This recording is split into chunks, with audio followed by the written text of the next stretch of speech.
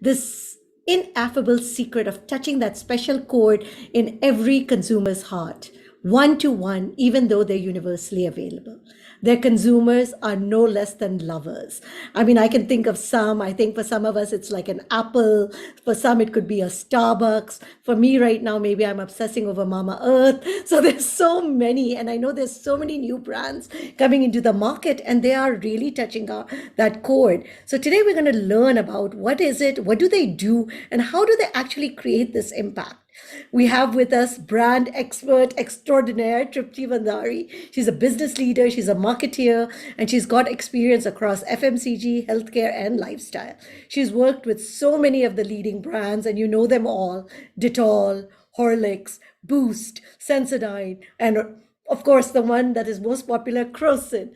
And she's joining us from Switzerland. So I can really say that Sipping Thoughts is going global. So we're very, very excited about that. And we're excited to host us.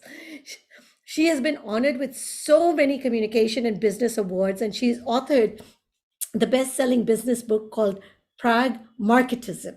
And she's got this newly released book. It's called Brandvantage, which she's co-authored with Bhandari, who is also a corporate veteran with over 25 years of work experience with leading organizations and has nurtured classic brands like Maggie, Lay's, Pepsi, Everyday, and Milkmaid. I mean, we just know all these brands. And I think as soon as I say them, you're like, okay. I mean, both of them have worked with some of the most known names. He is currently the global business head with Nestle. So welcome, Trupti. We're so excited to have you here. Thank you for joining us from Switzerland. Thank you very much, Sukirti. It's a great, great pleasure for me to join you here, and I'm really looking forward to a really nice, engaging conversation. So, thank you so much, Sukirti. You've worked with so many amazing brands, Trupti. Now, which are some of the brands that inspire you other than the ones you've worked for? Okay. So, I think the first one that comes to my mind is our very own local Fab India. We talk about a lot of international brands, but I think this is one brand which has always stuck to its values and the consistency with which they have been coming up with whichever venture they get into, whether it is clothes or articles or food items. I have always been amazed with it. The authenticity that they carry is something out of the world. Uh, the And what I'm second loving brand, about them is also they keep now pace with the trends. So absolutely. so that's also very, very good because in fashion, that's also very important. That is right. Yeah. And there is ethnicity, and yet they combine it with style. So I think that's great. That's really one of my favorite brands. Apple, as we all know, and as you talk about, has always been an inspired brand, not only because they came with a different whip, when they came up with their line, think differently. But I think they've been innovating constantly, and the amount of pride that they instill in the consumer is again beyond ordinary. And I think third brand I would talk about is Nike. Again, Mm. Nike is a brand which is spoken about all the time, and I think that is one brand which is used as an example for any case study or any brand understanding that you do. I don't want to miss one brand which is not still that much of a cult brand, but I get very impressed with Nika because Oh, I yes. think She is a brand. is a brand. And the way they understood the consumer insight, and they have tried to work on themselves over the last 4 5 years. It's a trusted brand for women, so accessible, and I think they are going great guns. So of course there are lots and lots of brands, and you've touched upon a topic which I can keep talking of, the brands that I love. But I think, yeah, these top 3 4 brands do come to my mind, who have been very single minded, very consistent, and they're very meaningful. I think that's what I like about them. But as we talk, we are more and more focusing on the fact that marketing and branding is becoming very, very critical to a product. Can you tell us about this? Because first we used to think a lot about the product, but now a lot of focus is also shifting towards how do we position the product, how do we brand it? Yeah. So that's a very interesting question, Sugiti. See, brand is basically, what is it? It is an association of a product along with all the images and feelings and experiences that it carries with it. So, therefore, while the functional attributes are very important, I think what really helps the consumer to retain and pick up when the desire comes is the intangible attributes. which is what the brand is. So I always say the product is the tangible attribute, the brand is the intangible attribute, and it is the intangible attribute which drives the usage of this tangible attribute, you know. So I mean, today really with the internet evolution and exposure to so much all around us, there are a number of commodities, number of products, and number of brands that are getting launched. However, I think what is most important is, if you're not distinctive and desirable, then you will get lost in the sea. And therefore, this whole topic of branding has become important, because it's important that not only does the consumer use it herself or himself, but also is able to talk about it actively and become active brand evangelists. And that's what the endeavor of every marketer is. You know, how can you make your brand larger than life, much larger than the product? And I think once the brand becomes larger than life, then does the loyalty seep in, the extensions of the brand happen, and all of that that you desire to make, which is making a brand into a cult brand, is what steps in once you move beyond the aspect of product to everything that surrounds the product, which is the brand. And it's that emotional connect, it's that once they get you, it's not anymore that it's about the physical attributes, because you're also so enamored just by the larger good or the larger picture of what they're creating. Absolutely, yeah. So when you wrote this book, because I think a lot of us get very fearful, we're like, oh no, not another textbook. Who are you writing this book and who is this book relevant for?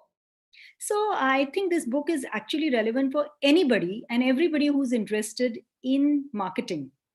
Uh, so it when I say a brand manager, it is about anybody who has to take care of a brand, that is a brand custodian. So whether it is an entrepreneur who has just started a new brand and wants to launch a new brand, or it is somebody who's a senior manager but taking on a new brand, because often in corporate we keep changing our portfolios.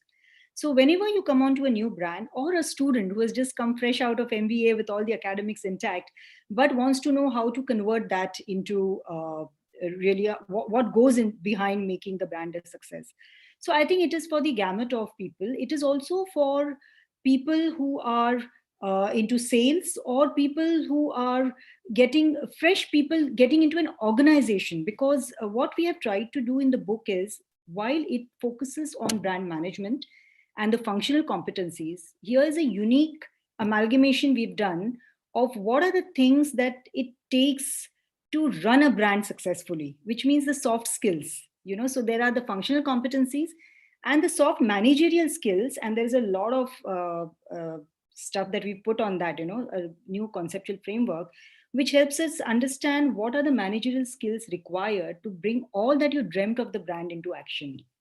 Now tell me, because I mean, you talk about that in 12 weeks. Is it really possible to transform a brand, especially some of these major brands, in this 12-week process? And what's unique about your approach? Yeah, so I think that's again a great question, because yes, 12 weeks.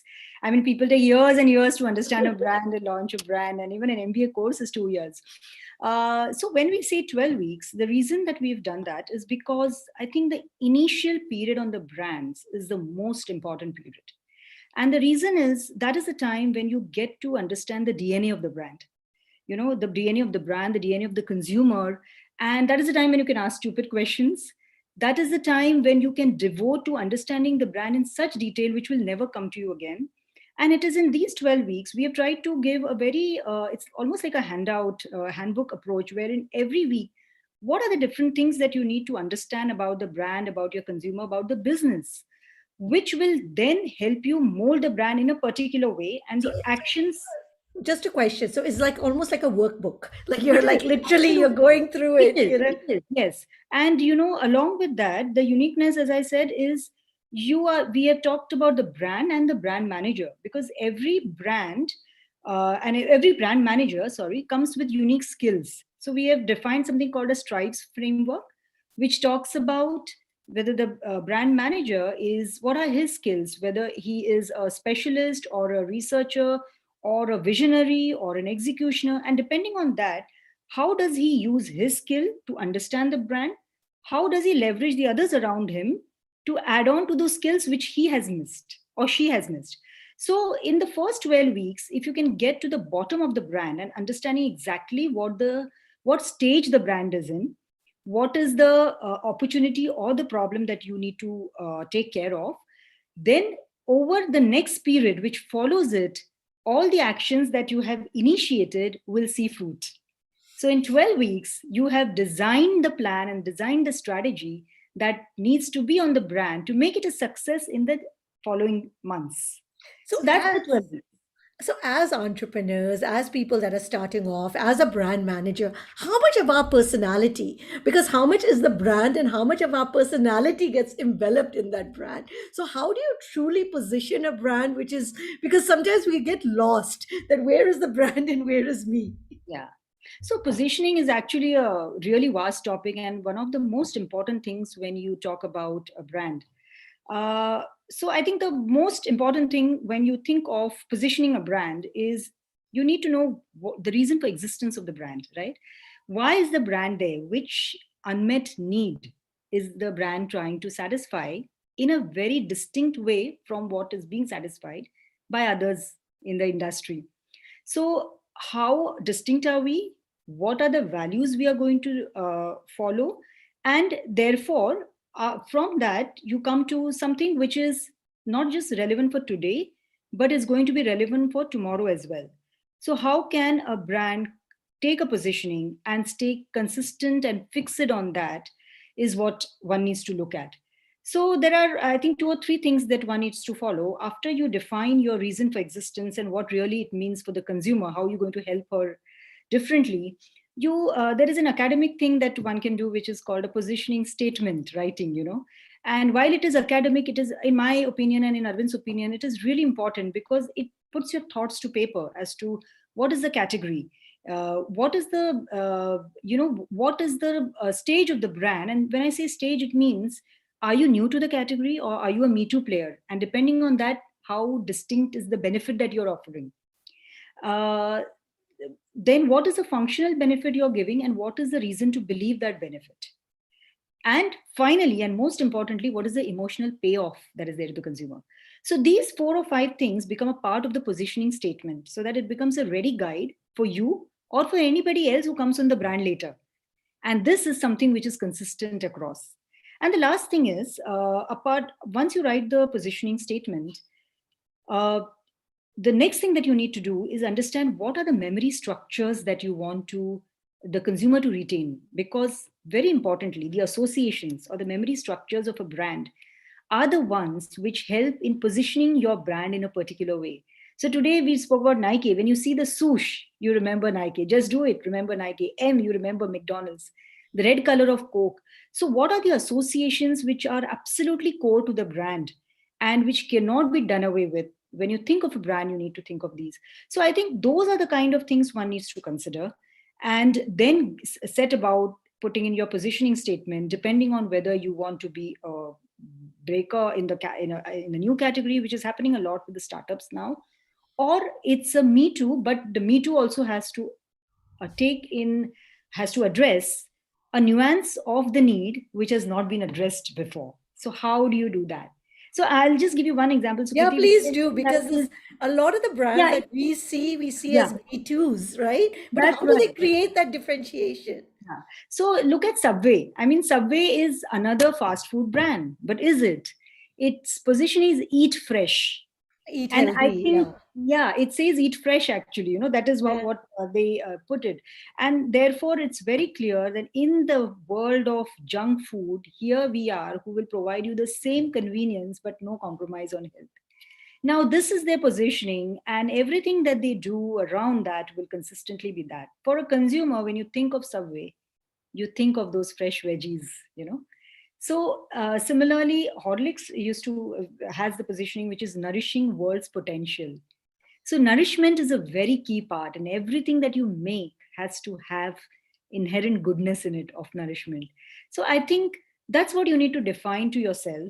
What is that single-minded positioning? What is that single-minded value that I'm going to impart to my consumer? And that's how you set about writing the positioning. And how long should your positioning statement be? Should it be fairly short? I mean, should you try to distill it down to as much as you can, or? So I think what you're referring to is the tagline. Yeah. So the tagline needs to be as crisp as possible. But the positioning statement actually is not crisp because, as I said, the positioning statement has to bring into the statement the reason for its existence in a particular category, the tangible benefit, the emotional payoff, and the reason to believe apart from the need that it is trying to meet.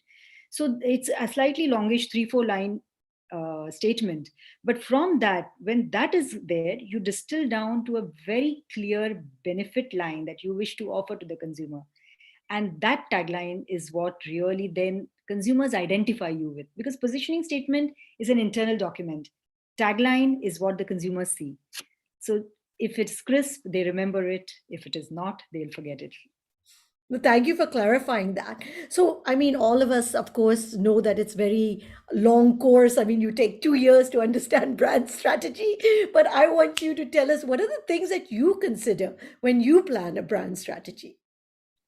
So uh, I think the first and foremost thing is to understand what is it that the brand is facing. What is it that the brand is at? So there are various places that a brand can be.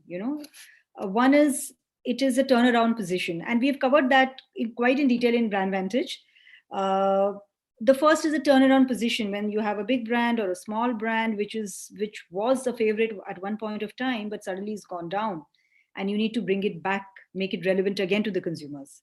So that's the first one. Then you can have a brand which is a maintenance brand, so doing well, but how do I keep growing, and how do I take care of any risks which can come in, because if you don't and you become too complacent, then you can be wiped out. The third one is an acceleration. I have launched the brand. It's been about a couple of years, and now I want to really make it mega and big. So in that case, the skills required are different. And the fourth one is a startup where you're launching a brand, as the brand can be the company itself or the brand. And how do you then quickly do things so that you get the brand in action.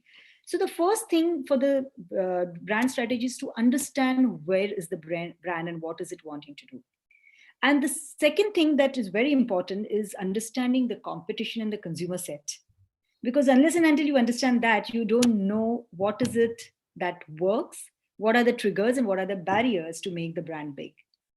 And lastly, the third thing is taking a check of understanding what are the perceptions that the brand is evoking, if at all are they positive or negative, and is there anything that you need to do.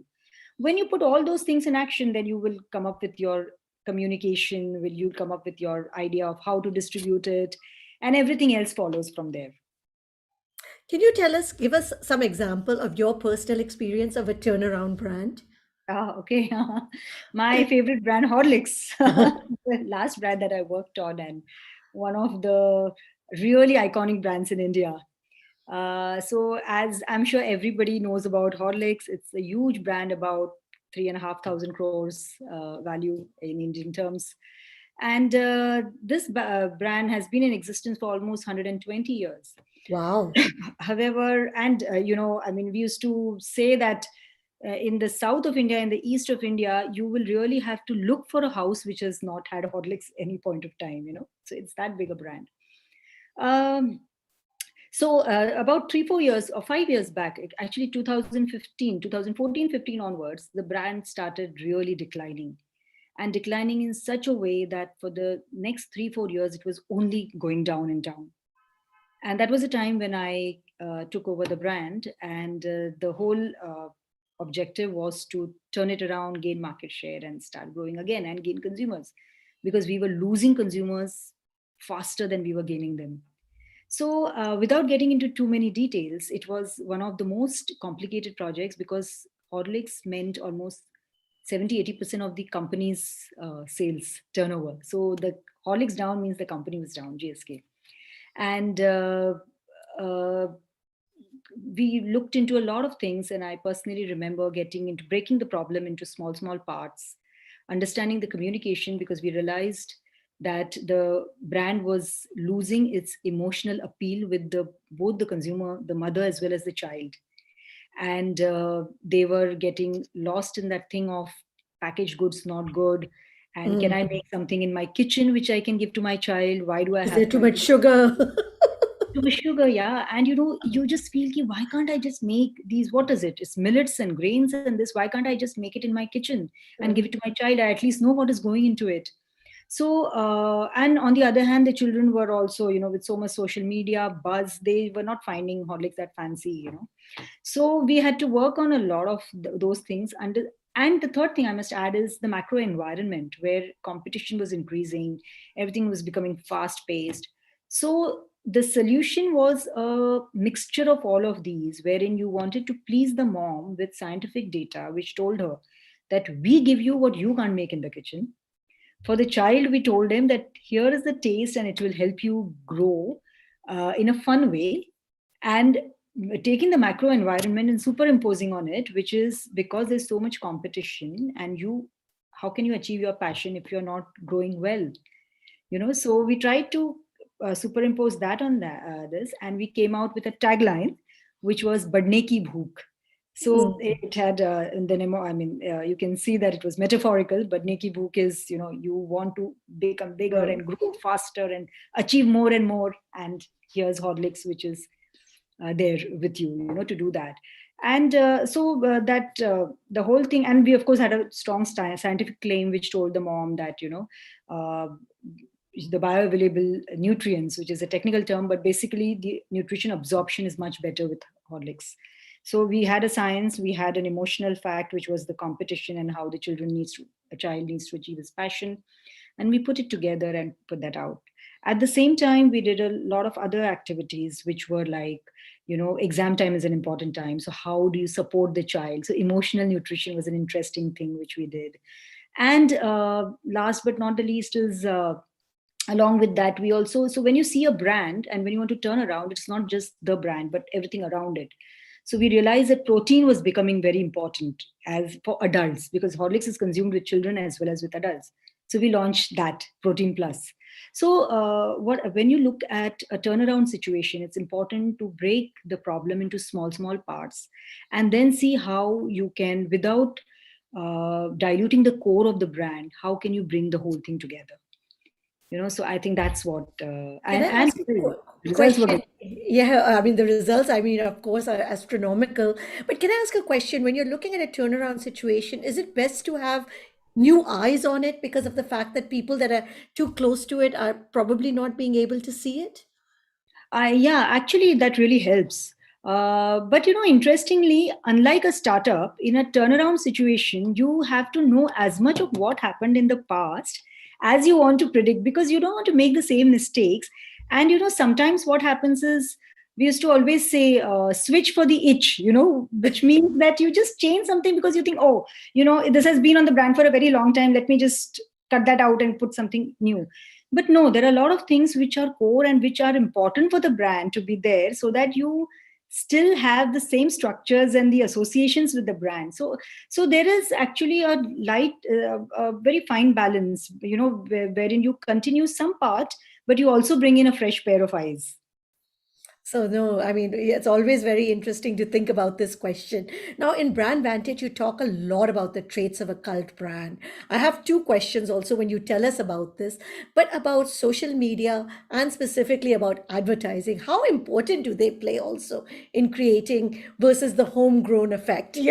Because we're always kind of thinking, does it just mushroom? Is it just go viral? Or is it something that is created? Yeah, so I think you started with Apple as a cult brand.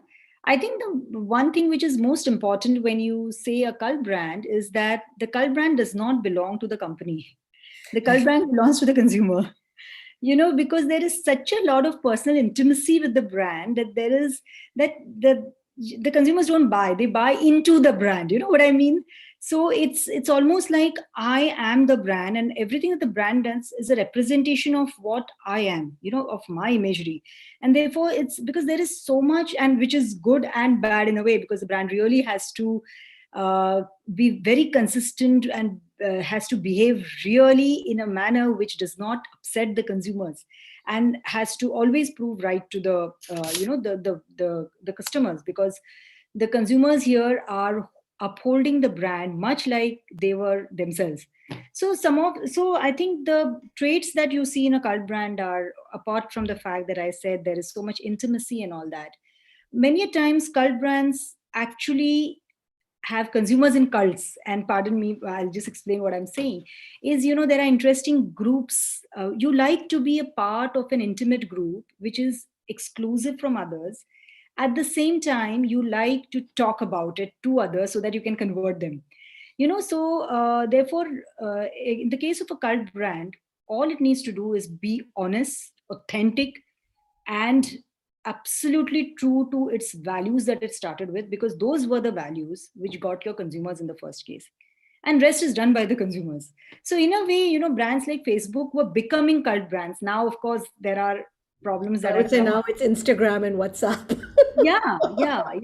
Where, I mean, the brand really doesn't do much. It is the consumers which does everything, which do everything. So I think the first and the important point for me is authenticity. The second is meaningfulness. You need to have a worldview.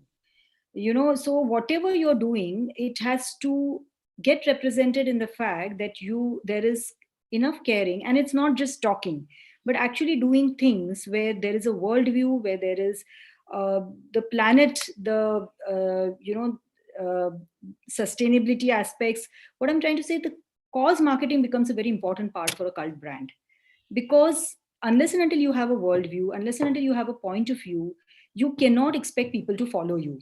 And that's what is important for a cult brand. So apart from delivering consistently on the product, the product becomes a very small aspect then, which is very important, critical, but becomes a very small aspect. What you do on the brand outside becomes important. Now, you mentioned advertising versus other things. So advertising, of course, is the biggest way in which you reach out to millions.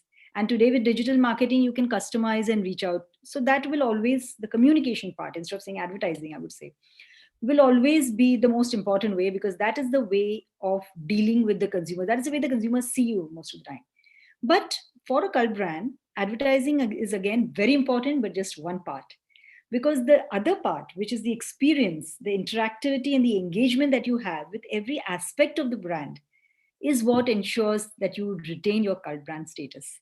So I think brand managers, brand custodians have to be very careful to see how you engage the consumers more and more, so that they are able to actually leave a part of theirs on the brand. And I think that is what, like Harley Davidson, I mean, you had a group which Harley Davidson is a perfect example of a cult brand. And I think that should be the endeavor, as to how can you make the brand becomes you. I mean, simply put. Now, especially for a startup brand, is there a different mindset that's required? See, I think everything that we spoke about brand management is applicable to the startup brand with version 10.0, because you have a very short time in which you have to do the assessment, in which you have to do the planning, and in which you have to do the action. So I think the first thing as a mindset is the speed, and a little ability to take the risk and move on, because you don't have the time to wait and do it. You have to do it, and while doing, you have to be able to to learn from the mistakes and keep on changing. So it's almost like make it run, and while it's running, keep on changing. So I think the first mindset is speed, speed, speed.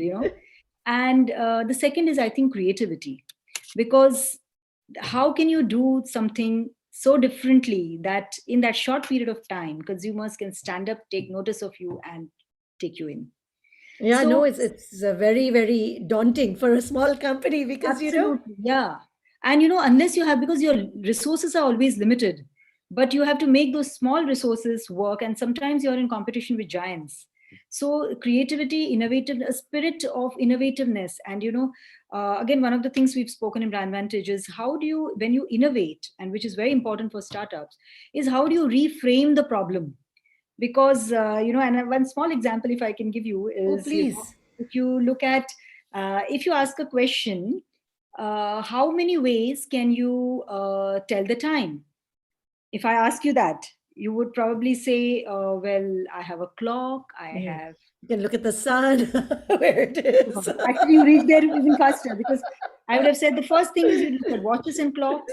Then you say, okay, think a little more. Yeah, my mobile phone. You know, my dudwala who comes in the morning, my milkman comes at, I know, 6:30 sharp, so that's the time. Then you come into, if you say, okay, expand it further, then you say the rhythm of the sun and all that.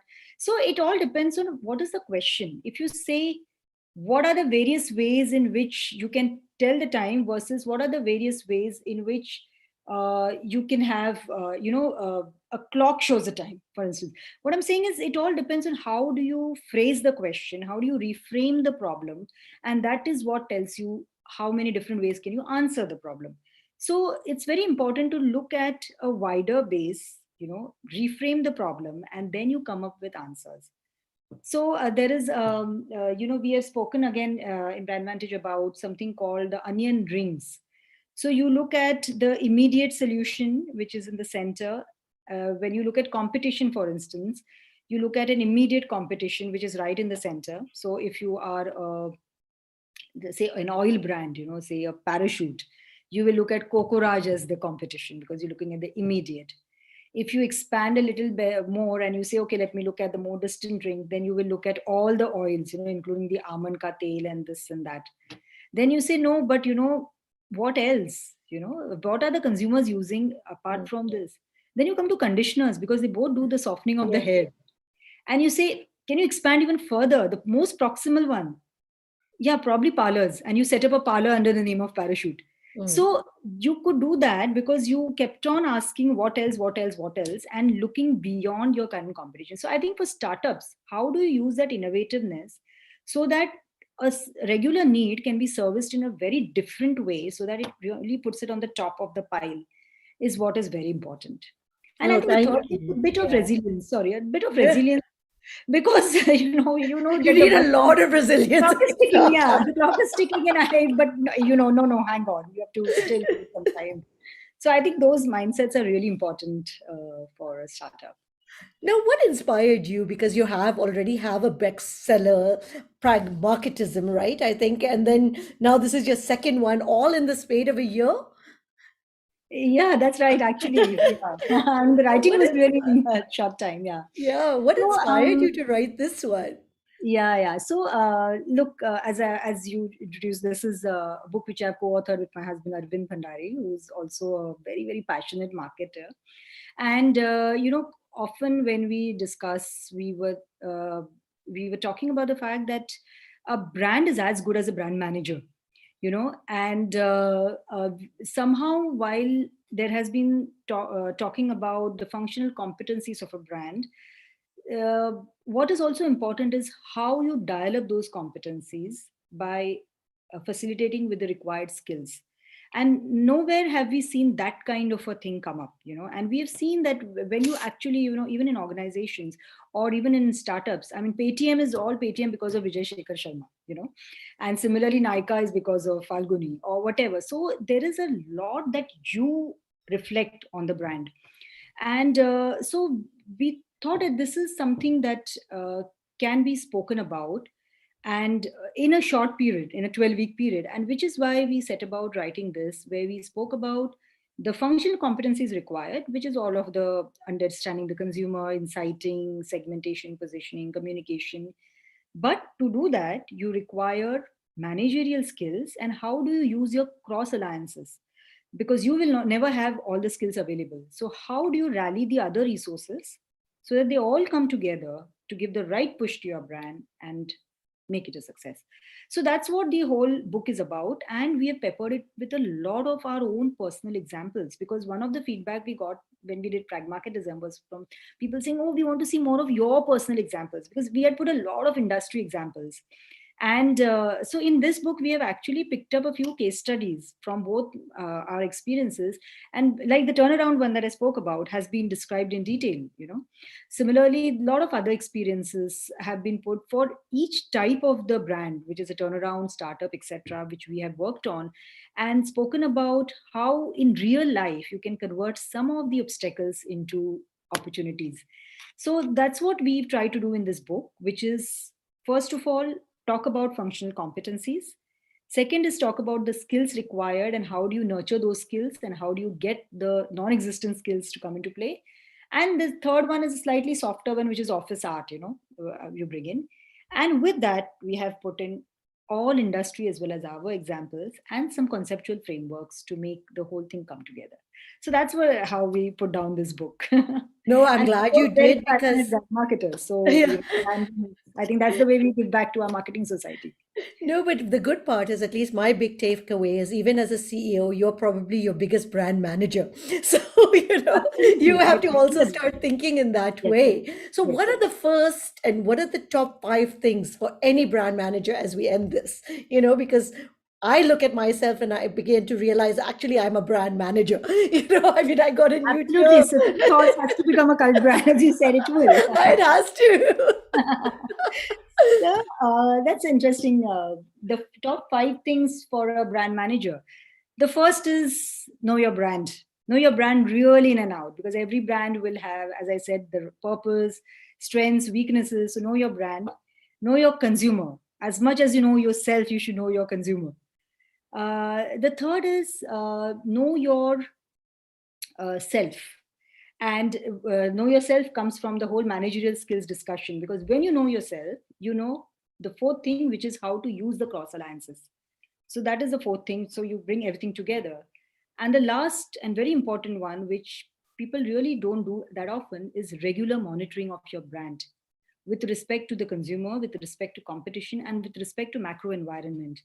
I mean, today Nokia lost out to Motorola. I Nokia worked for lost Nokia out. for, And look at yeah. what Nokia and Motorola were, and today they lost out to the Samsungs and the Apples of the world, or Kodak, which lost out to the others. So I think macro environment is very important, and so therefore a regular monitoring of how does your brand stand vis-a-vis your perception, because you think that your brand is doing so and so, but what are the consumers thinking? What is happening around you? That. So those are the five things I think very very importantly a brand manager should be very cognizant of. Well, thank you for that. And of course, I have to ask you what else and what's next for you? So yeah, so I mean, this is a passion, and we will probably keep writing something. But currently, I do work as a brand consultant and a leadership coach, and I really enjoy bringing this whole book thing into life. And I have a couple of startups whom I'm coaching and consulting, and a couple of brands which are already in their big stage and are expanding into intercountry, trying to do global expansion.